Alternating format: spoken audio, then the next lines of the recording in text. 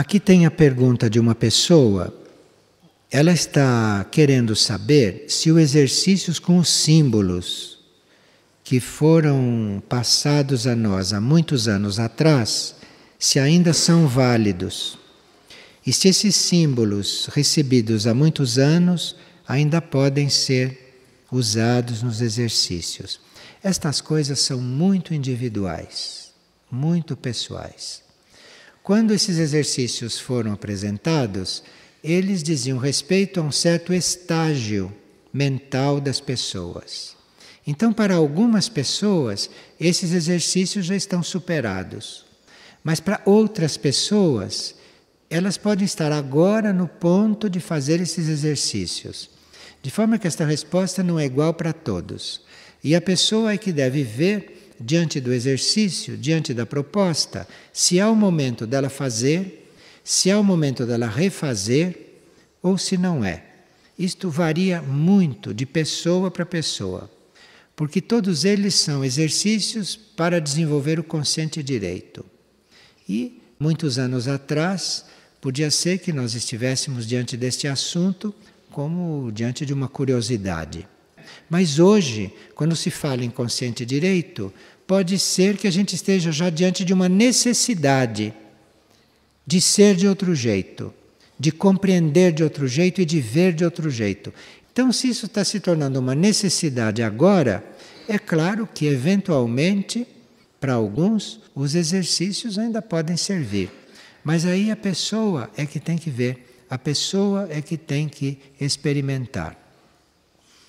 Eu me lembro que quando eu recebi esses exercícios pela primeira vez, para eles serem publicados, eu me lembro que eu peguei o papel, não olhei muito, não me comuniquei muito com aquilo. Peguei o papel e levei para casa. Me sentei na cama e abri aquele papel e vi aquele exercício. E vi a onda que aquilo trouxe. Uma onda tão forte que eu nem precisei fazer o exercício. A onda fez. Então veja que estas coisas variam muito de um indivíduo para outro. Mas como a gente vinha dizendo antes, devemos de como nós estamos afinados com estas coisas. Como é que nós estamos coligados com isto? Como está a nossa disposição? Isto é que é o mais importante. É a nossa disposição, a nossa intenção, a nossa capacidade de estarmos disponíveis para realmente evoluirmos, para realmente estarmos mudando de ponto. Isto é a coisa básica. E é isto que acende em nós internamente uma certa luz, e esta luz é vista por todos esses que estão nos planos internos. Esta luz é vista, esta luz é captada, e aí, dentro da lei e dentro das possibilidades que as leis indicam, tudo pode acontecer, tudo pode ocorrer. E outra pessoa pergunta: qual é a diferença entre parar a mente e entrar no silêncio? Bem, realmente ninguém para a mente. Há pessoas que se sugestionam ou que hipnotizam a si próprios, ou então paralisam até certo ponto a mente. Mas ninguém tem um poder total sobre a própria mente. E nunca se pediu que alguém parasse a mente, porque isto é impossível. O que se indica é um controle do pensamento. O que se indica é uma observação daquilo que se está pensando, para nós pensarmos aquilo que achamos correto. Então, se você observa os pensamentos, você pode interromper um pensamento inoportuno, você pode mudar um pensamento que começou e que você não está de acordo com ele. Então você tem que observar o que passa na sua mente e, a partir daí, tomar conta da sua mente, não deixar que a coisa se disperse. Isto chama-se controle do pensamento. E isto, se é feito, vai colocando os pensamentos num outro ritmo, a mente vai se acalmando. Quer dizer, se isto é feito sem expectativas, né? A mente vai se acalmando, os pensamentos vão se acalmando. Agora, entrar no silêncio não é da mente, não. O que se chama de estado de silêncio é um estado de contato nosso que pode acontecer com os nossos níveis mais profundos. Como nos nossos níveis mais profundos existe uma ação tão rápida, inimaginável, que nós nem percebemos de tão rápido que é uma velocidade tão grande que você pensa que está tudo parado. Então, entrar no silêncio significa você entrar em contato com esse seu nível profundo. Porque aí você está em contato com o seu mundo interno e o que está se passando ali é bem diferente do que se passa na mente e do que se passa aqui fora. O que se passa ali é tão inteiro, tão profundo e tão perfeito e harmonioso que nós chamamos de silêncio. Claro que se for comparado com o que se passa na mente e aqui fora, pode sim chamar o mundo interno de silêncio. Mas o mundo interno não é uma inatividade, como a palavra silêncio pode sugerir. Então não é uma inatividade, mas esse silêncio não é a mente que cria, mas é um contato com esta parte interna do ser. E assim como você prestando atenção no que a mente está pensando, você observando o que a mente está pensando, você vai acalmando a mente. Se você pensa no seu mundo interno, no seu eu interno, isto vai criando este contato, isto vai levando a sua atenção, a sua energia, vai levando a sua concentração lá para dentro. Isto tudo é um trabalho, né? Essas coisas dão um pouco de trabalho.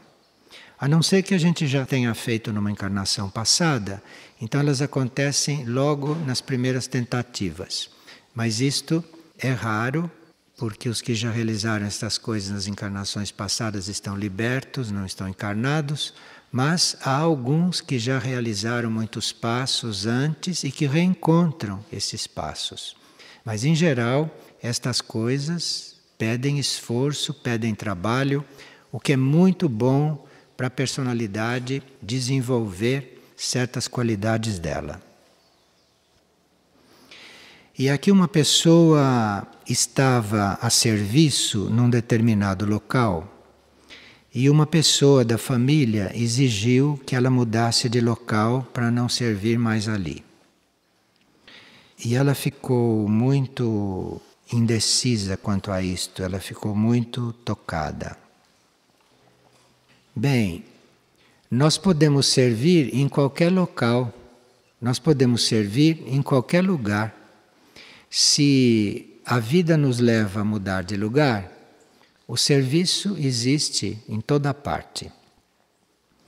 Agora, se de todo nós estamos impedidos de servir livremente externamente, existe o serviço interno que se faz com oração, que se faz com concentração e que isto nenhuma circunstância e nem ninguém pode impedir que seja feito. Então a gente pode fazer o serviço interno, orar, refletir, ler, estudar, porque um grande serviço que nós prestamos é nós melhorarmos. Então, se você se dedica a ficar melhor, se você se dedica a se aperfeiçoar, isto é um dos maiores serviços que você possa prestar. Porque a humanidade é una e o que é feito em você reflete em todos. Muitas vezes nós saímos para servir aos outros, e isto é muito necessário e muito positivo. Mas isto pode ser mais limitado do que você se aperfeiçoar. Porque se você se aperfeiçoa, você eleva muito mais pessoas do que aquelas poucas que você estava ajudando. Isto não quer dizer que a gente pare de servir aos outros e que fique rezando. Não é isto que está se dizendo. Mas são duas coisas que é bom a gente relembrar. Porque realmente o melhor serviço que nós prestamos é nós nos tornarmos melhores. Porque quando nos tornamos melhores e mais maduros, podemos ser usados pelo plano para serviços mais difíceis. Se a gente não melhora, a gente faz o serviço que muitos podem fazer. Mas se você se aperfeiçoa, então você vai ser colocado em serviços que pouquíssimos podem fazer. Tarefas que geralmente não são cumpridas, porque necessitam de um certo aperfeiçoamento da pessoa. De forma que a pessoa se aperfeiçoar pode não ser um ato de egoísmo. Ela se aperfeiçoar pode ser ela cumprir tarefas que não podem ser cumpridas porque as pessoas não estão à altura. Então, estas coisas são muito delicadas e muitas vezes nós nos encontramos assim um pouco aflitos porque não temos trabalho, não temos tarefas, ninguém nos solicita nada. Pode ser que tenha chegado o momento de você se trabalhar de outra forma. Ou pode ser que tenha chegado o momento de você servir internamente, servir interiormente. E isto começa com a intenção, evolui com a oração e logo os corpos internos entram em serviço. E os corpos internos, que não são físicos, têm uma capacidade de servir muito maior do que o corpo físico em certas circunstâncias. A pessoa pergunta: o que acontece quando se aborta? O que acontece com quem aborta e para quem foi abortado? Esse processo da gestação é um processo no qual há momentos em que a alma está mais coligada com o feto e outros momentos em que está muito menos coligada com o feto. E, principalmente no princípio, a coligação com o feto não é permanente. Então, este ser que está descendo, este ser vai fazendo os seus contatos, vai fazendo as suas ligações, até que durante os meses de gestação ele encarna totalmente. Mas durante alguns meses ele não está totalmente encarnado e há momentos em que não está totalmente presente.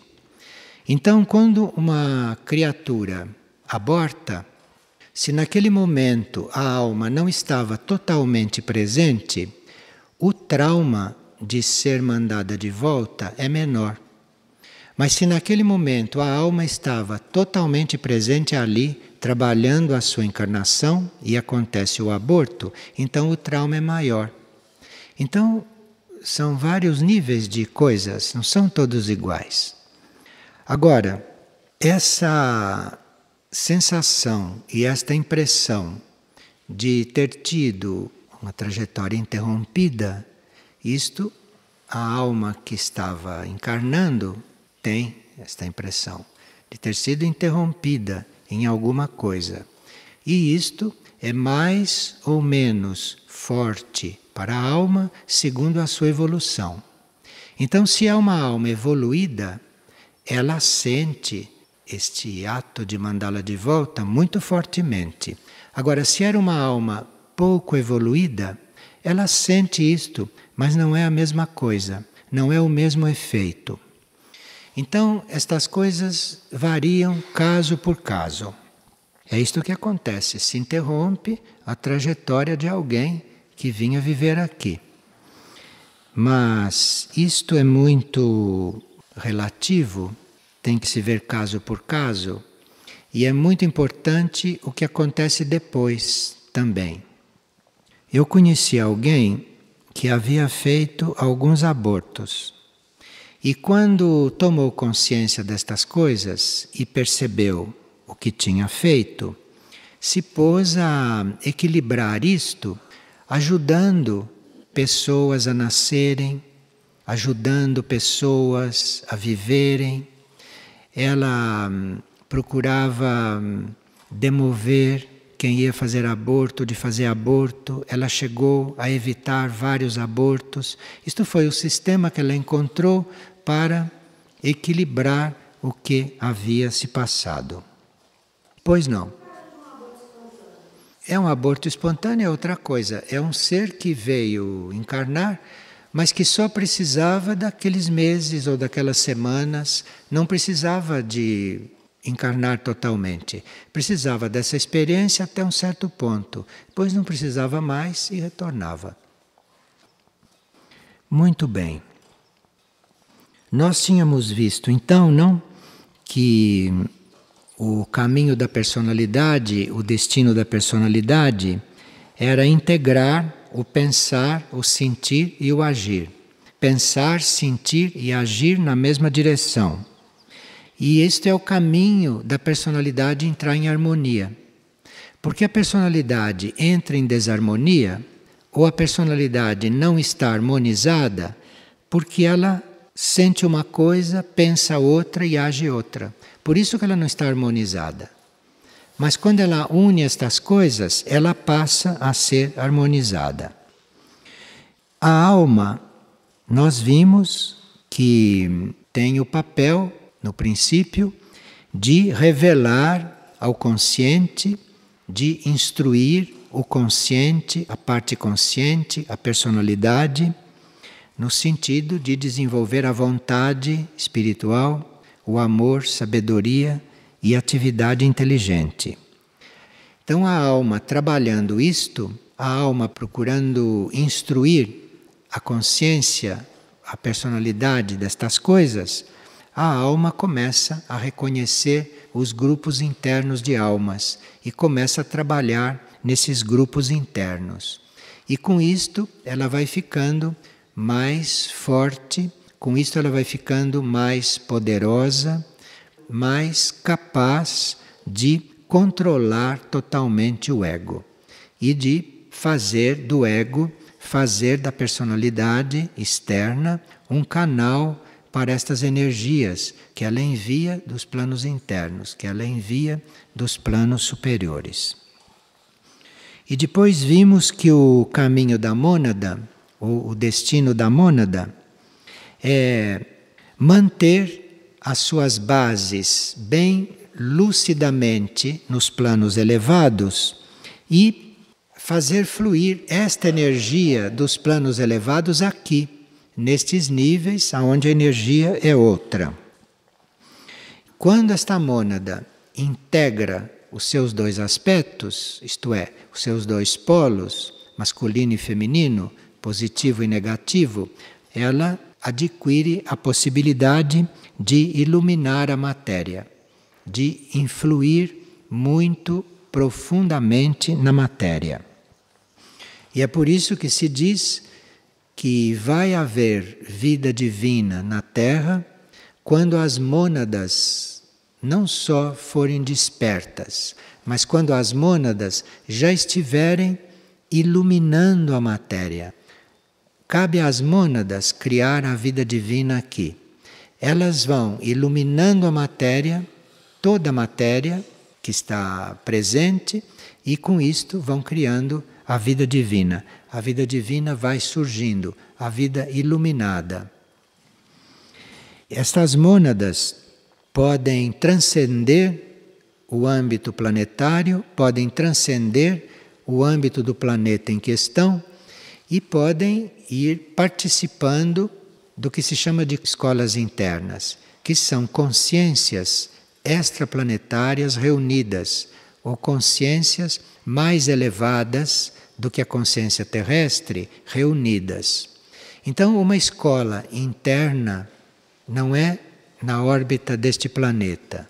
Uma escola interna está na órbita de um outro planeta mais avançado, porque esta escola interna tem que abrigar, tem que reunir seres de vibração muito mais elevadas, coisa que aqui na Terra seria impossível. Então, as escolas internas são sempre em planetas mais evoluídos e as mônadas passam então a participar desses núcleos de consciência. E isto é uma forma delas terem uma evolução maior do que aquela que a Terra pode proporcionar. Uma mônada não precisa ficar prisioneira da Terra, embora tenha um destino aqui na Terra. A Terra é um campo de instrução até um certo ponto. Se uma mônada precisa de mais e deve continuar aqui por destino, porque o destino dela é aqui, porque o serviço dela é aqui, ou por outras razões de serviço ou outra, então esta mônada não pode ficar prisioneira do nível da Terra. Esta mônada dispõe dos núcleos de consciência de instrução que estão em outros planetas mais avançados.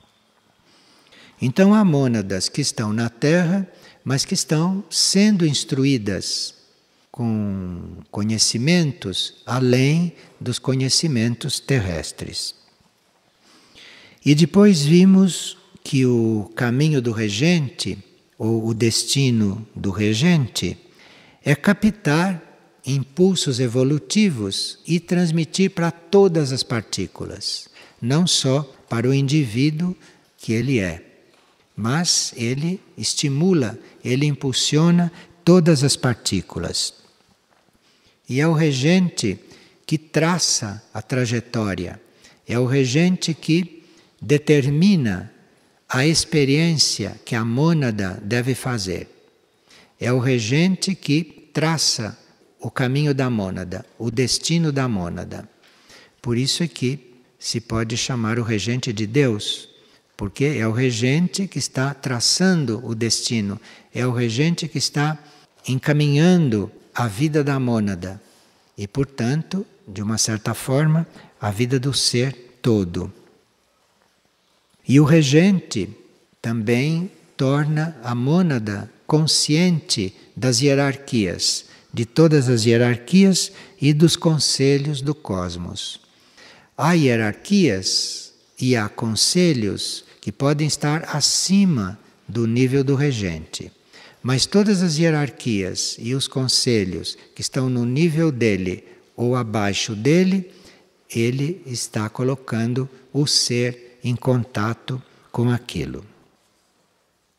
Bem, o trabalho de vigília e o trabalho de silêncio, o trabalho de concentração, o trabalho de interiorização, pode não ser feito só em função de nós ficarmos quietos, ou pode não ser feito só em função de nós encontrarmos um pouco de solidão para aperfeiçoarmos certas coisas. Mas o trabalho de vigília e o trabalho de silêncio, o trabalho de interiorização, pode ser também uma forma de nós sairmos por uns momentos desse estado de dispersão, desta dispersão da nossa mente e dos nossos corpos e de nos colocarmos em situação, numa postura e numa condição de começarmos a receber instruções internas, começarmos a receber ensinamentos internos. E esses ensinamentos tanto podem vir durante a vigília ou durante o silêncio. Esses ensinamentos tanto podem vir como intuições, como insights, como compreensão das coisas, como podem vir como uma mudança, uma transformação. Porque se nós nos transformamos, em seguida estamos aptos a compreender mais, podemos aprender mais. Então, nesse trabalho da vigília, nesse trabalho de oração, nesse trabalho de silêncio, muitas coisas podem acontecer. Agora, esse trabalho da vigília, esse trabalho desta busca interior e interna, esse trabalho pode ser muito ajudado por estudo, por leituras, por uma busca de nós nos reunirmos, de estarmos reunidos, de estarmos quietos. Isto tudo faz parte deste trabalho. E é muito importante que a gente recapitule estas coisas neste período, nesta etapa, porque se falando e se tendo consciência de tantos níveis mais profundos nossos e de tantos graus de consciência além daqueles graus de consciência normais, é muito bom que paralelamente a gente aperfeiçoe esses momentos de quietude, que a gente aperfeiçoe esses momentos de vigília, esses momentos de oração, porque esses momentos vão estar muito mais facilitados com todas essas noções, com todas essas informações que a gente possa ter, enfim, com a nossa maior compreensão desses fatos internos. E muitas vezes, quando nós estudamos, quando nós lemos, quando nós ouvimos, nós não compreendemos tudo. Às vezes, compreendemos uma coisa, não compreendemos outra. Às vezes, demoramos mais tempo para assimilar algo, enquanto isto outras coisas estão ali sendo apresentadas. Enfim, esse trabalho da gente receber externamente, ele não é completo. Ele não basta para a necessidade do ser. Ele basta até um certo ponto, mas depois a pessoa percebe que ela precisa de mais, que ela necessita mais do que aquilo que ela está recebendo externamente, que aquilo para ela é pouco, num certo sentido, ou que o que ela precisava não veio tudo. E isto é bom, porque assim, se ela fica insatisfeita com isto, ela vai ser estimulada a procurar a complementação internamente. Então, quando se faz esses trabalhos de conscientização, como nós temos feito aqui, sobre determinados assuntos, é muito bom que se acompanhe esses trabalhos com o trabalho individual, de busca, de silêncio, de oração, de quietude, porque é ali que as coisas vão se resolver, é ali que as coisas vão se completar e que as coisas vão tomar uma forma para nós mais adequada do que esta só da gente ouvir. Mas ali entram outros recursos que o ser tem de ensinar a pessoa, de passar para a pessoa aquilo que lhe falta ou aquilo que faltou naquilo que ela recebeu externamente. Quem está sintonizado com isto, quem vê nisto o seu momento atual de trabalho, pode ser ajudado se começa a sintonizar com isto já durante o dia, antes de dormir, durante a vida, durante as atividades. Nós podemos estar muito atentos a todas as nossas atividades, podemos estar participando de muitas coisas externas, mas já estarmos sintonizando com isto. Estarmos sintonizados com a intenção de, durante o sono, durante a noite, estar fazendo esses contatos. Quem leva este trabalho assim a sério, quem faz isto de uma forma a mais inteira possível, se lembre de um detalhe. Isto é, pare de conversar, pare de falar, se isole um pouco alguns minutos antes de dormir, se possível meia hora. Passe a meia hora antes de adormecer, sem conversar, sem encontrar ninguém, enfim, passe aquela última meia hora fazendo coisas que não dependam de contatos externos e principalmente de conversas. Quer dizer, façam o possível para meia hora antes de adormecer, aquela meia hora, evitarem conversas e evitarem todo contato externo, se possível. Isto vai ajudar na formação deste ambiente interno dentro do sono. E claro que depois de ter chegado a este ato de disciplina, de se manter não em contato, não conversando, durante meia hora antes de dormir, então você pode se dispor a um sono equilibrado, pode se oferecer a um sono equilibrado, pode se oferecer para receber um ensinamento. Essa meia hora que a gente dedicou à preparação, mesmo fazendo coisas, mesmo terminando as coisas do dia, mas aquela meia hora de preparação, aqui já começam os contatos, aqui já começam os encontros internos, aqui já começa a se criar o ambiente para uma noite mais lúcida, para um sono mais lúcido e mais instrutivo. Agora, isto sozinho não surte o mesmo efeito se fisicamente você tem uma série de outras disciplinas. Como, por exemplo, na hora de comer, só comer para saciar a fome. Quando percebe que já comeu o suficiente, que já saciou a fome, para. Não ingira mais nada. Quando percebe que saciou a fome.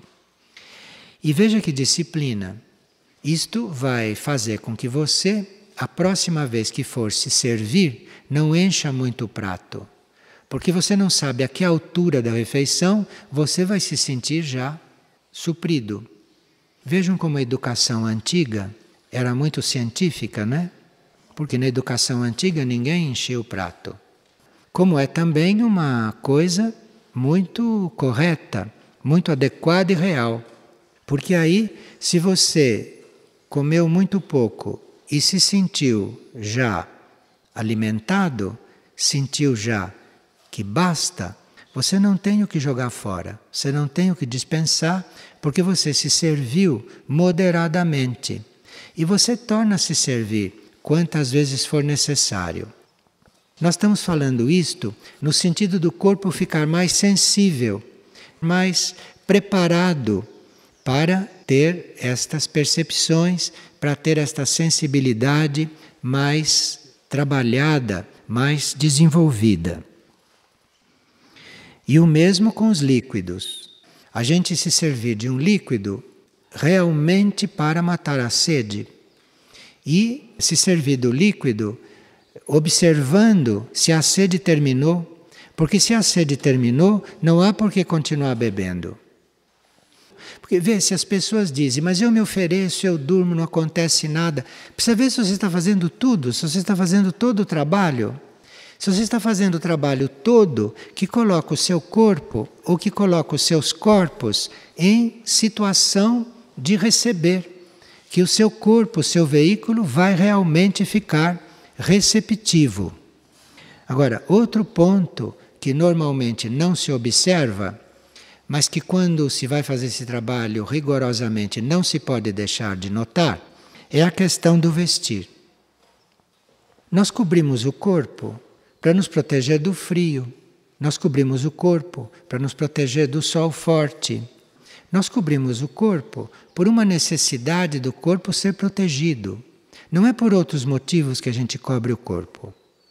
Então, se nós nos vestimos realmente para colocar o corpo em boas condições diante do clima, diante do sol, diante do que possa estar acontecendo, se a roupa, se o vestido é uma proteção para o corpo ou é um complemento para o corpo estar bem, isto influi muito na sensibilidade etérica.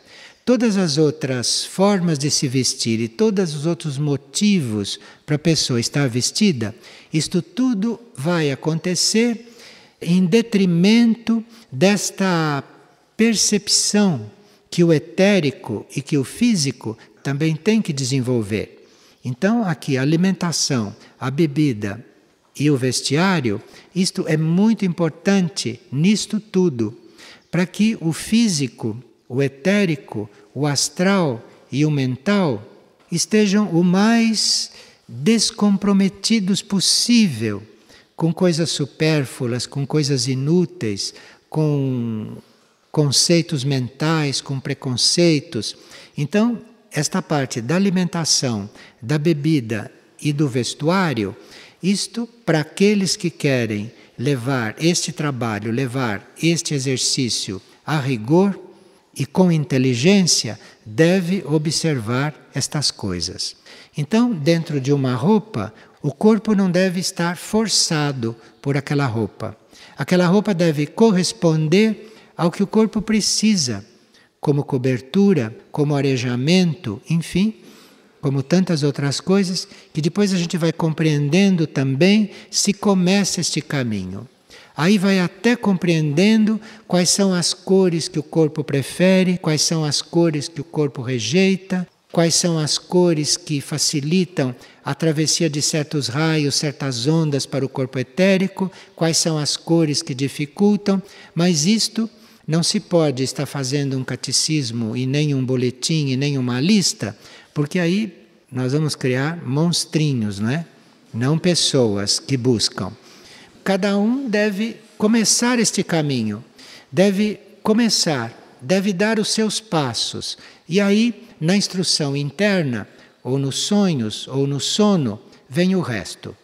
Ou a gente, de repente, abre um livro, encontra o que precisa, encontra um desconhecido na rua, ele diz uma palavra que é aquilo que você precisava ouvir para concatenar certas coisas. Enfim, aí as coisas começam a acontecer. Nesses momentos de quietude, nesses momentos de reunião conosco mesmo, não nesses momentos ou nesses momentos de oração, como vocês quiserem chamar. Então, se vocês fazem isto antes das atividades do dia começarem, quando acordam, antes de começar a prática do dia, então oferecer aquilo para que você passe um dia de serviço, para que você naquele dia consiga servir melhor, servir cada vez melhor, se isto é feito de manhã. Agora, se isto é feito à noite, se isto é feito antes de dormir, então você vai fazer aquilo em função de você se dispor, de você se oferecer, de você se disponibilizar para qualquer contato, para qualquer trabalho interno. Ter esta intenção quando faz esses exercícios. E não fazer isto só por obrigação e por disciplina, mas ter realmente a intenção, fazer porque tem uma intenção de chegar a alguma coisa, de buscar alguma coisa ou de realizar alguma coisa. Esta intenção é muito importante.